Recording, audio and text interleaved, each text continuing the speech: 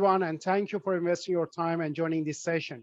My name is Mike Gassemi, and I'm the founder and chief analyst of Mike Gassemi Research. I'm also the moderator for this panel discussion.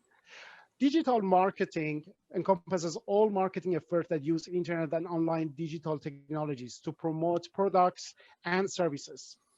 Businesses, especially retailers, leverage digital channels such as search engines, social media, email, and other websites to connect with current and prospective customers.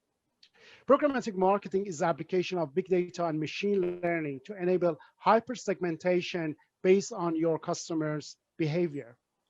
In this all-star panel, we'll highlight the benefits of programmatic marketing and how it can help retailers to optimize digital advertising, spend, and reaching other audiences across multiple channels. During the next 40 minutes, you will hear from our experts in online as well as brick and mortar retail, how you can leverage the power of programmatic marketing. We are also going to explore the importance of integrated digital strategy. Here is the format to give you an idea of what to expect: how to piece together a programmatic marketing strategy, how to optimize advertising spend and reach audiences across multiple channels, the advantage of programmatic marketing, and if we have time, we will add some extra points on the KPI and the metrics. So let's get right into it by introducing our panelists. Our first guest is Mr. Marty Ebelt. He is the Chief RevX Officer from RevX. Our next guest is Thomas Wolf, Director of Online Marketing and CRM from Foodpanda. Jaya D, VP of Digital from SM Retail. And last but not least, Sharon Guy, Director of Global Key Accounts from Alibaba Group. So I'm going to point the first questions to Marty, and my question to you is that what is the definition of programmatic marketing? Yep, thanks for having us, and happy to take question number one. So I mean, programmatic marketing, I tried to put it in a nutshell, but I'm trying to emphasize some of the few very important key characteristics. So programmatic is really about automation in the first place, yeah. And how was it born? In the past, there were sales teams from publishers going around selling the inventory. And on one hand, it was good because you had some planning certainty for moving forward. You would know that you might have sold your inventory for 6 or 12 months to some agencies for branding campaigns, etc. But then there would always be remnant inventory available. And the thought was, okay, how do I sell this remnant inventory? And then there were some ideas about, okay, well, how we automate an auction this remnant inventory, so we just get the highest fill rates possible in our inventory. So this was sort of like one of the first steps towards that direction. And today, I mean, it's still all about automation, and the auction model is a big part of it. It's not everything. Yeah? We can still do some sort of direct sales through programmatic, direct deals, etc. Create some specific private marketplaces, so we can create exclusivity within the auction environment. But large of it is data-driven media buying, automated media buying, in an auction scenario where you have a demand-side platform, a supply-side platform, and ad exchanges, which are the marketplaces. So there's a high level of transparency involved, a high level of automation, and then, of course, data science models battling each other. I mean, the publisher wants to maximize the revenue from the sale. The demand-side platform wants to optimize the media buying in terms of costs. And this is all happening in those ad exchanges, of which there are quite a few on a global level. And this is an ever-changing ecosystem because you have more, let's say, new creative formats coming into place, new types of inventory. Even new marketplaces are being born that specialize on certain inventory, maybe let's say video, etc. So it's a very dynamic space, and it's very important moving forward if you think about also incrementality measurement, for which transparency is a very important fundament. Sure. So I understand, Marty, you are a solution provider. So you at RevX, your company provide the technology and enable the retailers to use the programmatic marketing as a way to reach out to their target audiences. Just a quick survey on, except Marty, Thomas, Sharon, and Jayan, do you guys use programmatic marketing in your organization? Yes, no, absolutely. Yes, no, yes. Thomas? You're muted, Thomas. Yeah, we do. Okay, Jayan? Yes, we do. Okay, so it's a common practice in your organization, in your retail practice. So my next question goes to Sharon. You are from Alibaba, and I'd like to know how you guys leverage strong deterministic e-commerce data signals to reach your audiences across all digital platforms outside of online and offline inventory. Thank you for the question. Very large question. I'll break it down a little bit. Sure. So for a lot of people who don't know or are not a merchant on an Alibaba platform, so at the core of it all, we are an e-commerce platform through and through. Our biggest business is Tmall Taobao. That is the largest B2C e-commerce platform in China. We have about 850 monthly active users and counting. And a lot of people don't know that the underlying programmatic marketing piece to it is a department called Alimama. Alimama runs very, very in the background. We joke that Alimama is called Mama, and then there's Alibaba as a company because the Mama BU births the sales orders, generates all the money, and it supports Baba business units and products and services. It is true because Alimama is the moneymaker because this is how we sell ads to clients. And clients can purchase ad spend or spend advertising dollars with us via an in-app format and an out-of-app format. In-app format is the most robust set or stack of products. And from a consumer's point of view, if you ever open up Taobao or Tmall, if you scroll past the topmost icons where we're having campaigns or banners selling different products of different furniture, food, fashion categories, at the bottom, and what will then make up most of the homepage is a section in Chinese, we call it 猜你喜欢 or recommended to you, where we're guessing that you as a consumer have an interest in these products, and we'll show these products based on your past purchases, what you've clicked on in the past, what you've maybe saved as a product, what you maybe added to cart but didn't buy.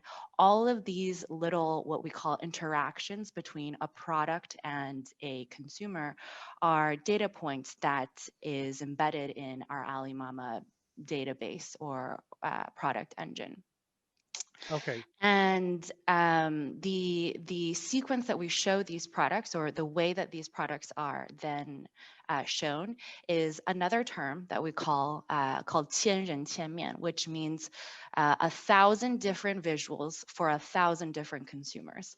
And it's basic. It means if you, Mike, were to open this app and look at your homepage, and if I were to open my homepage, we would completely see different screens because you probably are interested in, I don't know, buying suits, maybe headphones, Wait, while I might be interested in a whole other set of projects. Sorry, you have not bought that in COVID? I haven't bought the suits ever since we had the COVID, so it's almost a year and a half. So I'm not the right customer for the suit. Okay, Yeah. I guess your fashion choice today was from a past purchase. Absolutely. Anyways, so this is how we sort of use this up as a advertising tool for merchants, and this is all programmatically set because it is all automated, and merchants can purchase via Alimama to sort of have this function. Sure. So Thomas, you guys at Food Panda, obviously you need to use some sort of data, and those e-commerce data or deterministic e-commerce data is important for you to identify exactly what Sharon said, what Mike likes to eat, or how often does Mike order food, and etc. So tell us about your programmatic marketing and how you guys use programmatic marketing in your business. Thanks for that. So for us, the programmatic journey is fairly, it's just, I would say, just started. Historically, we have been doing a lot in the region through some of our agencies, and more recently we are, wanted to take gradually and surely some of that in-house. and leverage some of my, I guess, earlier experience. Everything that Marty has said around transparency is the main reason for that. So, and to what Sharon was saying, I mean, that leads a bit into the next question you're going to ask. But you know, what Sharon was mentioning, it's a lot about collecting the data in the first place. So building a stack internally is not just about, the reason you do that is privacy, is transparency. Know what you buy. You know, don't waste money and have full transparency. But then if you want to increase, not just decrease the cost, but also increase ROI, it's really only comes with, you know, not just buying any advertising. It's about really about the consumer and targeting the consumer with what is relevant to them. You can only do that if you have an understanding of who your user is. Now, I wish Foodpanda were at this moment as far as Alibaba is. We're getting there. But of course, it's what do people eat? What food do they like? If you're interested in Thai food, might you want Japanese food as well? So this is all it has to be the bread and butter, not just for a programmatic business, but for any business. Of course, where Foodpanda specifically is very app heavy, there are other challenges to ensure parity between web and app. So there are a bunch of challenges there that you have to take into account. But I would say data understanding is key, and it can be very simple in the beginning. Maybe not talking about Foodpanda, it can be if you know that you're maybe going back to the fashion retailer example with the suit. You know, Mike, if you visit Alibaba or any other page retailer, I can easily know that you're a man because you are buying a men's suit. Now, the easiest example probably the most easiest thing then, I can just capture that. The next time you visit the website or the app, and ideally as well, I show you not the overall homepage, but I show you the category page of men and not women, and not the overall homepage. So that's like probably most of the easiest examples. So it's why I'm saying this. It's not rocket science. Like, of course, 1,000 profiles, like you get there over months and years. But if we have listeners today that, okay, how do you get there? It's understanding that data is key, and start capturing and measuring, and then making step by step, getting into a personalization mindset. I'll leave it at that. We can talk more a bit later, I would say. So Jayan, at SM Retail, you said you guys use programmatic marketing as a way to reach out to your target audiences. So tell us about the e-commerce data. How do you leverage on e-commerce data to reach out to the customers across different channels? How does it basically work for you as a retailer? And I'm sure you guys have your own outlet and a store. Am I right? Yes. Maybe you tell us about SM Retail, a bit about your format, what you sell, how you sell, and then you jump into basically your online business, and then we get a better understanding on how programmatic marketing is benefiting you. SM Retail is like the biggest retailer in the Philippines. You have about, I say, around over 2,000 stores. Everything from groceries to department stores to hardware stores, pharmacies, toy stores, etc. And so we're farther behind. I mean, Thomas is behind Sharon, then we are farther behind whatever Foodpanda is doing. So we've started our e-commerce journey. We've only accelerated it really due to COVID. Brick and mortar still make up more than 90% of the business today. So although we get data from e-commerce, add to cart data, browsing histories, and past purchases, we get even more data from brick and mortar today. So we hold the biggest loyalty card business here, so we know exactly where they're buying across the different stores, and that's helped us. I would say most of the time, as a retailer, it helps us predict trends of what people will eat. So I think the best example I have is that during COVID, I know a lot of people started cooking at home because they're stuck down, doing all these, I want to say, I don't know, like all these things that they see on TikTok or Instagram or whatnot. They start buying more food or more appliances for their home. People that normally used to go out would normally just started cooking. So we use that data, and then we use that data to push more of the similar products across. But at the same time, we use that data to not predict what we will buy as retailers. So we started buying more pink-colored appliances, for example, to complement the makeover journey of people doing their homes. We figured if people were going to be locked up for a few more months, it will start renovating their homes, which is a good bet. So we bought more colorful items. We used to sell a lot of gray, black, and white fans. Now we sell everything from pink to green to blue fans, whatever to spice up the home. So those are the things that we use the e-commerce and brick and mortar data on. Then we use it to influence buying. Then that also serves as more ads. So we start telling people to upgrade their lives or upgrade their homes with more colorful items or doing other.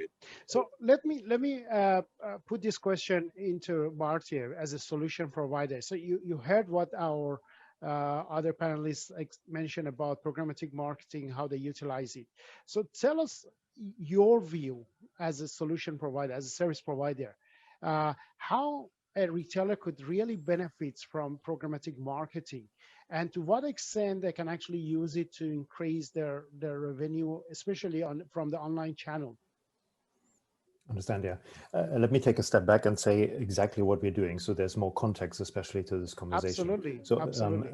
RevX was founded 2014, is a programmatic in-app performance DSP, so focusing on mobile, but mobile app, and was founded focusing on e-commerce and retargeting. Now, 3 years ago, we also started with user acquisitions, so it's now the full funnel. In terms of opening the door, there's a download coming on the device. But then, I mean, what is really interesting is the post-install journey, you know? And this is where a lot of inefficiencies happened because users uninstall apps or don't use apps anymore. Absolutely.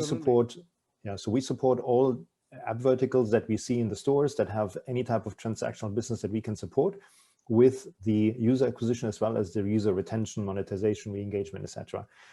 In terms of connecting what we do with what has been mentioned. So, for example, Sharon, I think, outlined very nicely how Alimama works with the first-party data on Alibaba and drives recommendations within their own ecosystem. So we do that as well. So we can do it either as a SaaS platform, because some publishers are using us to power their inventory through us. So we're almost like a programmatic ad server that makes sure their performance campaigns coming on proprietary own media inventory, which is a larger trend, which we're seeing. But Sure. in the core, we would drive with the help of first-party data. So let's say we would get first-party data forwarded from Alibaba or Foodpanda or SM retail or other e-commerce companies, so that we can understand their users and we can understand what their users are doing. So this is the basis to do recommendations, to create relevant messaging and to adapt it accordingly. Let it be, it's adapted automatically based on user behavior. So things that you have been viewing or adding to cart, or things you might be interested in. So there are all types of different recommendation engines, or maybe things the retailer wants to drive, yeah? So you want to drive a certain promotion. I mean, in Southeast Asia, it's all the 9, 9, 10, 10, 11, 11, etc. But then there's Ramadan, there's all types of seasonalities. Or now Jayan was mentioning we were pushing certain articles. We can push this more aggressively because we think there's a trend now because of seasonality or certain external events. So all of this comes together on our platform, and we can do this. We can drive this through mobile in-app advertisement. I think what we need to consider is there's not just the app world. There's app, there's web, there's what we call offline, which now has become online as well.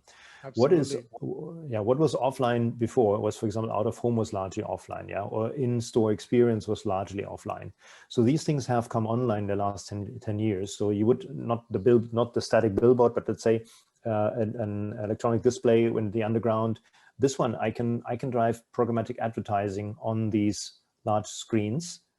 These are just large screens outside, yeah?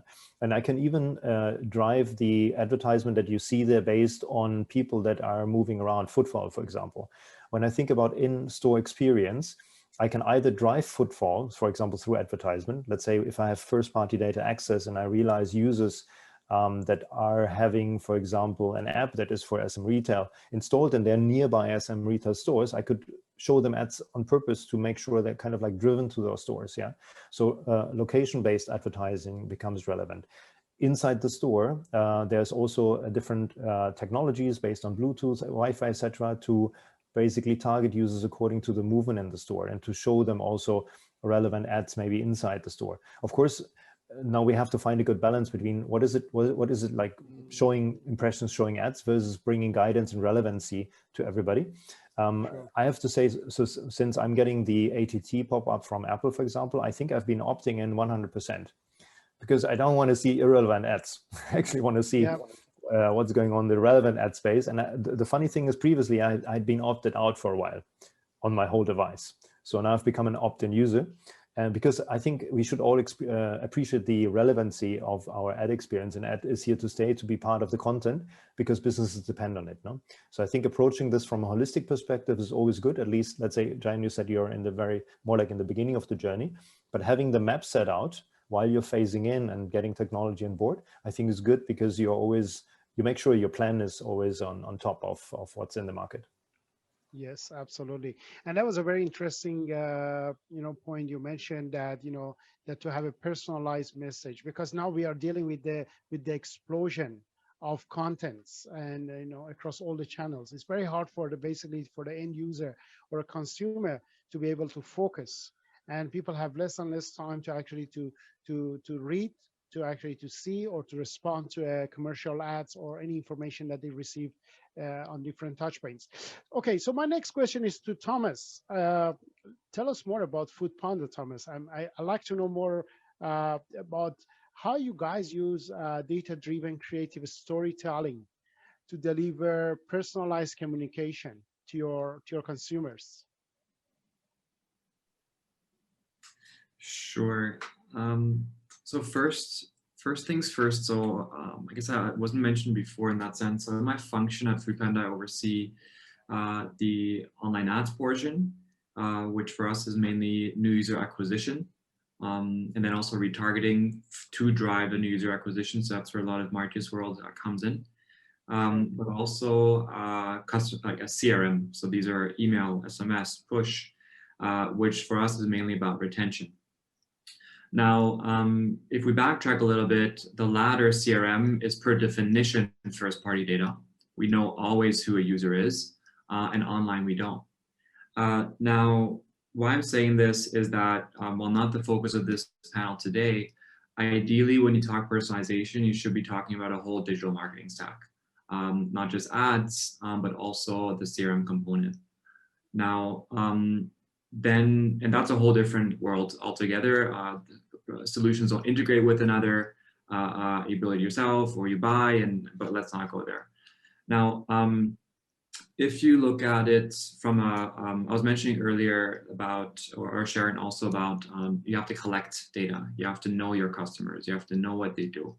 Browsing history was mentioned. Shopping behavior was mentioned. Now, I would like to take that a bit further. I'm not going to go into what was already said, of course, recommending this product, recommending this cuisine. That's like what everyone in a way should be doing if they're serious about ROI and growth. But really about, I want to take it a bit further on what I believe the industry, or hopefully should be doing. It's taking it a step further, not just about, Sharon or Jayan or Martia as a user, but understanding them as a user across different devices. So, and why I'm saying this, ideally, I know not just about, Sharon is or likes frameless glasses, or Mike likes suits, but also I know what are their devices they use at what time of day. So I'm in Singapore at the moment, so I've been here for a few years. What I come to learn from, I guess Lazada is one of my favorite examples. Come midnight, all the vouchers come online. So Singaporeans, or I'm as an accustomed Singaporean, 12 to 2 a.m. is the main shopping time that oftentimes happens in bed with your phone. Now that's a completely wrong time. In Australia. Can I say something about that? Please, yes. please. So about the time piece is, I personally would be much more thankful if that hour was taken like earlier instead of midnight, that you don't have to wait until midnight, because we should all be sleeping at midnight. Vouchers are released at midnight. Yeah, I mean, different country, different culture. And that's why we talk about the programmatic marketing, because we need to use big data and machine learning to be able to to reach out to basically our target audiences. So I'm going to cut you off, Thomas, but we're going to come back to what you have been explaining. So my question to Sharon is, obviously, Sharon, in Alibaba or Alimama, you use different technologies, different tools to be able to reach out to your target consumers or target audiences. So in terms of creative storytelling, how do you use that to deliver personalized communication to your target consumers? Sure. So the reason, if you ever go onto our website and look at investor decks and whatnot, you'll always see that Alibaba calls itself an ecosystem because it likes to think of itself as a family of different apps. But of course, this is very specific to China. So I understand if you are outside of China right now, there's a bit of a lack in context. So in China, but just to shed some light. So in China, we run a map app. We also run a offline events ticketing app. We also run a similar app to YouTube. We also run a app called Weibo. It's similar to Twitter. So there's many different, and then of course the grocery apps and the supermarket apps and the e-commerce platform. So it's a family because there's one user, and throughout the course of his or her entire day, he can be jumping from app to app, and they're all sort of controlled by Ali. And the way that we do this storytelling is we have a function where we can map a customer's journey from the time that they wake up, and as they're hopping from app to app, record the interaction that they're having. And so ultimately, for a merchant or a customer for us, that maybe you are an online brand for now and you're just interacting with Tmall, but that if you're to open an offline store later, your offline store location could be recorded in our Maps app. And then we'll have two apps sort of tied together with a relationship to that target user. So the way that we storytell is we integrate all of these different apps together and sort of show that user journey as they're using all of these apps throughout the day. Mike, you're on mute. The typical Zoom error. Yeah. Yes, I've made that mistake many times. Okay, Giant, you are a brick and mortar retailer, but of course you do have online presence. So tell us about how you as a retailer are able to deliver a personalized message to your consumers. What kind of tools do you use? What kind of technology you apply? And tell us a bit about your best practices. Yeah, so we make the ads relatable, but I think as what Thomas was saying earlier, we really look at the entire journey of how they're going to purchase. So for most of the time, we drive the older people to more high-touch activity streams, calls or messaging over Viber or WhatsApp or whatnot. And to be honest, that makes up more sales today than what they do directly into our e-commerce websites. So while we drive the younger sets with relevant stories to the e-commerce websites, we now drive the older sets to a more high-touch channel where they can talk to somebody in person, especially as people here in the Philippines still can't go out as much. So that's how we drive them. I mean, the ads are personalized depending on the types of shoppers we have. But the experience that it leads to is also very different for the different types of shoppers that we also target. Okay, so Marty, when it comes to basically the creative storytelling, tell us again your view as a service provider, as a solution provider, how retailers can benefit from this approach to reach out to their target audiences or give or deliver a personalized message to them. Yeah, I think Jayan, and I mean, you just gave an interesting view on it. Yeah, on which funnel is that user? Is it high level? Is it a touch point? Is it just an engagement? Or are we looking into very high relevancy? I mean, Sharon, your example about how you triangulate with more data from your own apps is super interesting now. And ultimately, it's to not follow everybody everywhere. It's to bring relevancy again into something that is driving sales ultimately.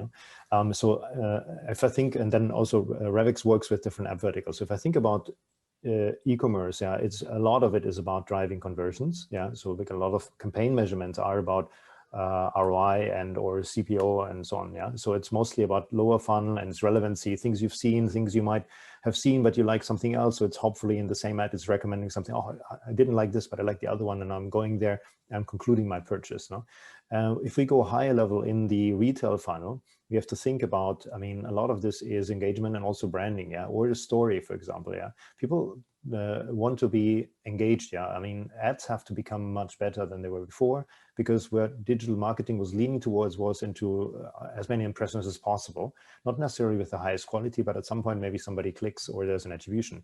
I think we have to move away from this, and we have to go into more like something, what is engaging, what is working, and how can I present it within the content in a decent and entertaining way, so that I have, even if there's no conversion in the short term, have a nice branding effect. And I think retail can take a lot of learnings from other verticals. They do not have the shopping funnel. When you think about gaming or other verticals that have a shorter funnel where we cannot drive it in the same way with dynamic ads as we can in retail.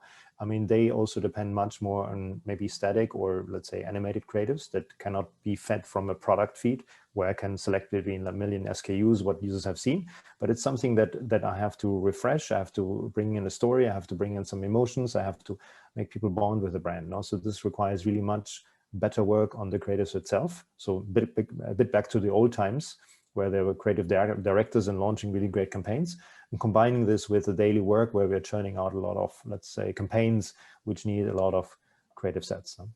Sure. Sharon, you pointed out something very interesting, that from the time that someone wake up in China till they go to sleep, you know exactly what they do, where they go, what I'm not exaggerating, but I'm saying that in a digital world.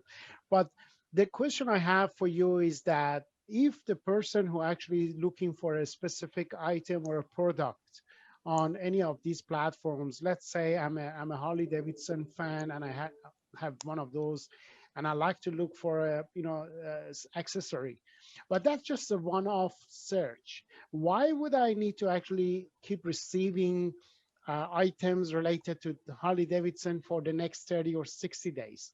How do you stop that to happen? Because that becomes very annoying. Absolutely. I have a personal example. I just recently changed apartments.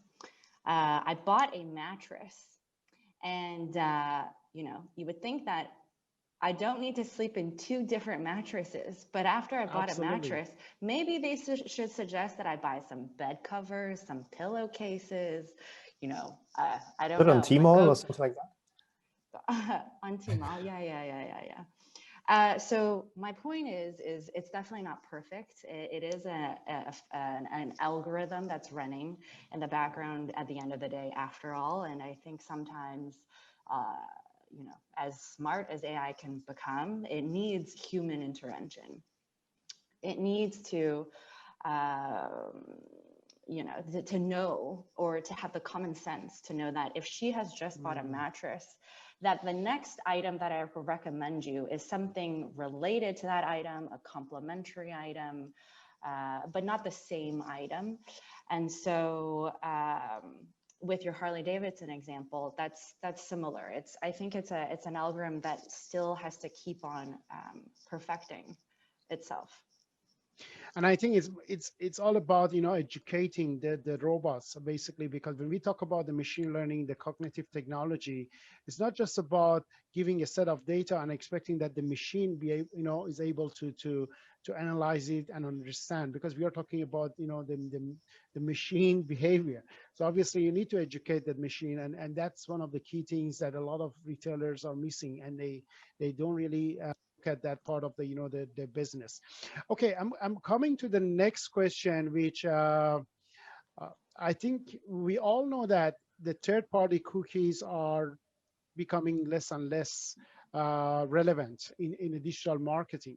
So how do you basically become self-reliant in terms of creating your own unique audience identifiers? How do you basically create that unique, message that, people, know that this is coming from you? It's not based on the kind of a cookie, kind of a setting on your platform or your app.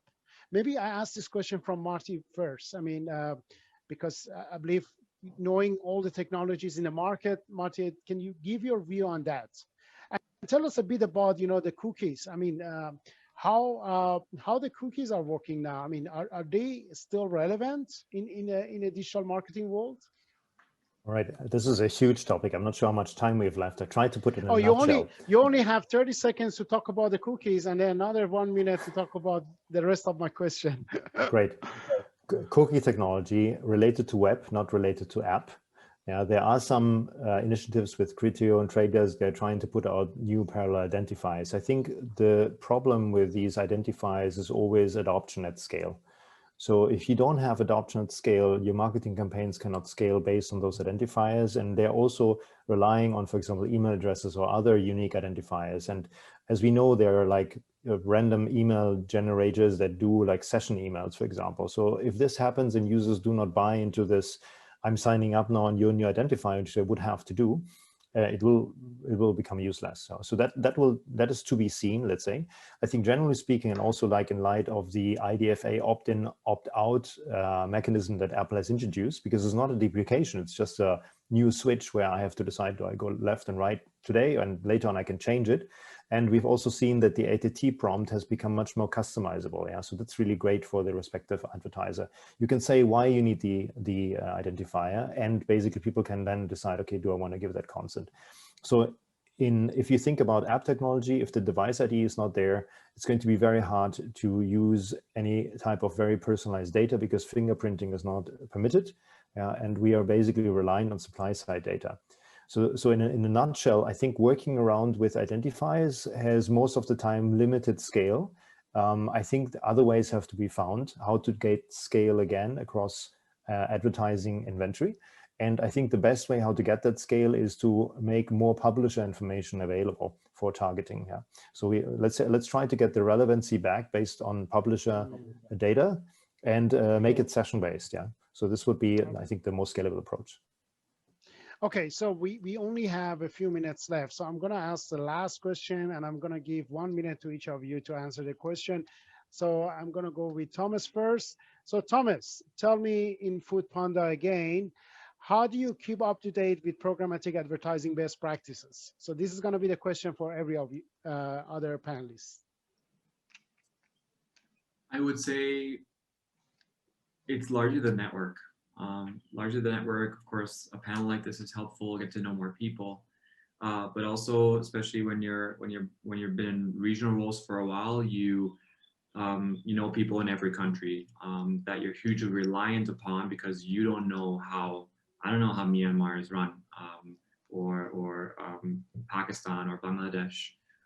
So relationships to smart people with the subject matter expertise, relationships to local agencies is of course an easier way to scale. But also then, even though networking is a bit harder these days with the COVID restrictions, you'd be surprised how many people actually, when you're in the same location, coffees are coming back, even though it's harder to fit into your schedule. But I would say, it's not rocket science. It's really just you're not in this alone. The industry has all the same problems. The industry wants to move in the same direction, ideally. And I would say you'll fail if you stay to yourself. You'll succeed if you stay up to date, stay hungry, learn, and talk to people that might know things better than you, and learn from each other. Very collective approach. Yeah. Sure. So Sharon, what's your answer? How do you keep up to date with the programmatic advertising best practices? Yeah, definitely. In addition to what Thomas said about keeping in touch with people, hence why I'm here, or hence why I joined these panels. In addition to that, a lot of materials, so like I said before, a lot of data or information on Ali is actually quite explicitly written out in our investor reports and annual reports. So those are all very good source of information for at least public companies. Yeah. Okay, interesting. All product updates from websites, I would say, from specific companies that's related in programmatic marketing. Sure. So Jayan, again, coming back to you, you're a retailer, and obviously you need to keep yourself up to date about what's happening in digital marketing in the market. How do you do that? How do you make yourself relevant in this space? Yeah, so it's the same. So we do network a lot, but I think what Marja was saying was also very important. Actually, we've started to learn more from different industries, not in the same industries as us. So we've done a more targeted approach to learn and also to recruit from other industries, not just coming from retail. That's how we keep up. So Marta, I mean, coming back to you, so you're a service provider. Do you offer this as a service to your clients in terms of keeping them up to date about the latest trends and educating them, or do you take that load off their shoulders? So telling them, don't worry, we are here to take care of all those changes happening in the market. Tell us about what you guys do for your clients. I don't like to call us service provider. I know we're all providing services. Now, I'd like to call us consultants, because I think what consultants have to do as well, and also other industries, they have to learn all the time.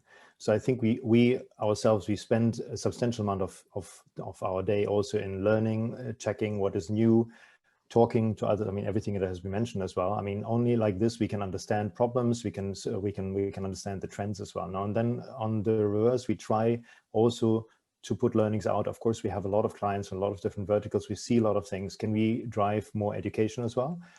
This is, as we're trying to receive, we're trying to also bring information out into the industry and participate, let's say, in evolving. No? So this is really key. And I would also recommend to everybody who's looking for somebody providing services on the ad tech side, right, to look for companies that are really consultative, because in the first place, I mean, they have to understand how they can help each of these apps. Each app is different, and then come with a custom proposition. I think this is what adds more value than just giving a one-fits-it-all proposition. Sure, thank you. So with this, I would like to end this panel discussion, and thank you to all our panelists for joining this session and for the insight that you have provided. And thank you to our audiences for listening to this discussion. We hope to see you again, and thank you, and see you next time. Thanks, Mike. Thanks, everybody. Mike.